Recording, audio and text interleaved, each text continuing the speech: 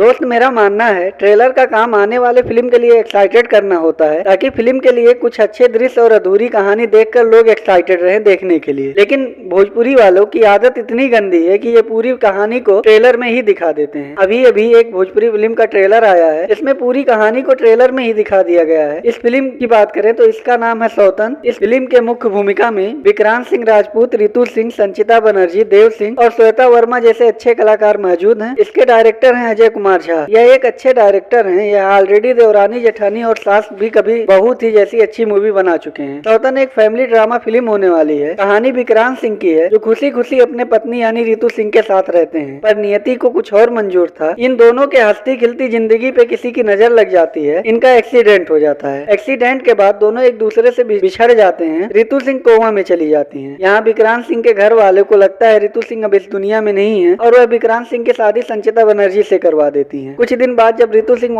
को होश आता है तो वह वापस अपने पुराने घर चली जाती है। फिर रितु सिंह और संचिता बनर्जी में काफी ज्यादा नोक-झोंक देखने को मिलता है। भाई इसकी कहानी काफी अच्छी लग रही है। सबसे अच्छी चीज है इसकी बीजीएम यानी बैकग्राउंड म्यूजिक। उसको इतने अच्छे से यूज किया गया है कि वह कानों को अलग ही सुकून दे रही है। इसमें सभी लोग काफी अच्छा एक्टिंग किए हैं। स्पेशली रितु सिंह की एक्टिंग काफी मैच्योर लग रही है। उनके जीवन में चल रहे दुख को देखकर हम दुखी होने लगते हैं। इसमें विक्रांत सिंह भी काफी अच्छा एक्टिंग किए हैं, पर मेरा शिकायत इसके मेकर से है। भाई पूरी फिल्म की कहानी को ट्रेलर में ही क्यों दिखा देते हो? किसी भी फिल्म का जब पूरी कहानी किसी को पता चल जाता है तो फिल्म के लिए जो एक्साइटमेंट रहता है वह खत्म होने लगता है। प्लीज भाई ट्रेलर को ट्रेलर जैसा ट्रीट करो, इसमें सस्पेंस और थ्रिल बचा के रखो। बाकी आज के लिए बस इतना ही। मिलते हैं अगली वीडियो में। जाते जाते मेरे वीडियो को लाइक और चैनल को सब्सक्राइब करना मत भूलिए।